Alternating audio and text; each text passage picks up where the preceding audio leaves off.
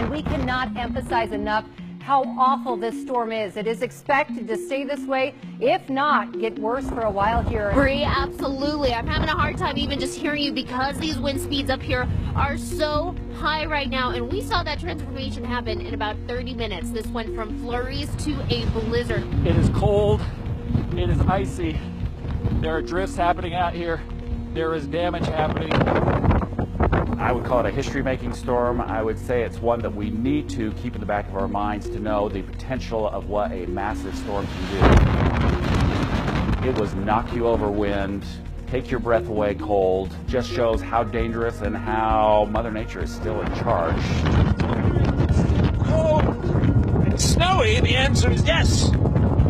It is. And I can tell you it has gotten significantly worse up here. When we first driving out there, Bill and I looked at each other and we're driving, we said, do we go or do we not go?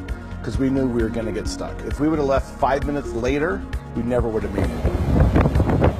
This system goes nuts. It's called a bomb cyclone. It bombed. It grew huge very quickly. Again, as we've been telling you, this is a storm you don't want to mess with. You don't want to get outside. It is not fun. This is not something you want to be driving in whatsoever, just because of the speed. And you can see right now we're getting some of that blowing and drifting snow into this live shot. We made a decision that if we get out there before, we're going to be stuck, but it'll be really good for people to see, you know, what's going on out here. Started to lose visibility at 10 this morning. We know we're here for the long haul now because you're just not going anywhere out here right now. We needed to go where the story was, and that's where the story was. Hello, everyone. This is meteorologist Sam Schreier. This storm has turned destructive and life-threatening. Now, let's explain exactly what is going on. We have registered a 97-mile-per-hour gust. That is over at the Colorado Springs Airport. And I say to my news director, I'm going on now, and I will stop going on whenever I think it's safe. And that's exactly what we did. It was hours. I was actually relieved through the afternoon because I was starting to lose my voice. It had been such a long day. This snow has just been coming strong, but it's the wind that is really making these snow flurries that you see out here so dangerous.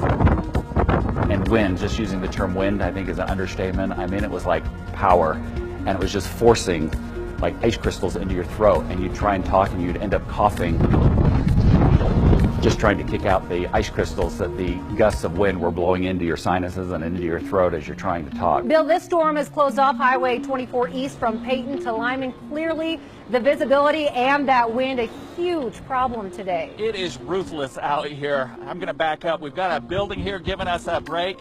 Take it a chance. You really have to brace yourself when you come out here and you can stand up. It's icing over roads out here. There are gusts that are blowing like crazy out here. You would have ice blowing in, and so you'd see our live shots and you'd see him have to put his hand on the front like every couple seconds. So that was the biggest hurdle you had to overcome, is you got to tell the story, but you can't see anything to tell the story, and that was the hard part. As soon as you step out into the wind here, it is just having to brace yourself with these 60 to 80 mile gusts that are coming out here.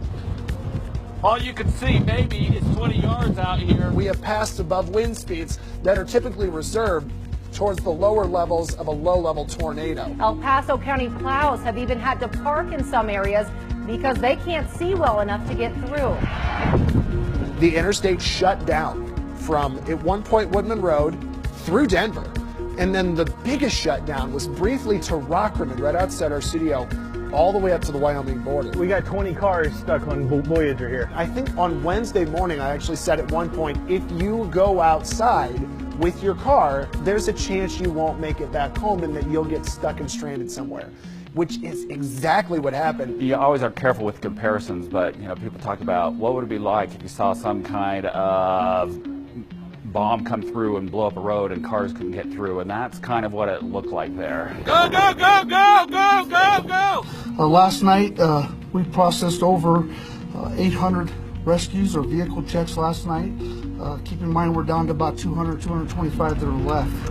You can't see, everyone stopped. Everywhere you look, there were emergency lights, cars to the side, cars with drifts up to the side of them, and people think a few cars. It wasn't a few cars, it was 50 to 100 cars over a 3-mile stretch. They're just terrible. You know, cars stuck everywhere, accidents, you know, cars off the side of the road. Snow was over the top of their cars. That was mind-blowing because we didn't know what was going on just a couple blocks away. Then we went out the next day and found homes out in the plains that had drifts that were up to their eaves. So we're talking about, 10 feet high drifts that they were having to bring in front loader tractors and dig out with. A very unique storm. It was a historic storm, and it'll live on for a while. Like the blizzard of '97, everybody remembers. Everybody's going to remember the bomb cyclone of 2019. That one was crazy. I have never experienced anything like it. But when we hear the weather people talking about a bomb cyclone again, I'm sure people are going to be going home early. They're going to be hunkering down. They're going to have supplies. And that's why we talk about it again, too, because it was dangerous and an experience like I've never experienced before.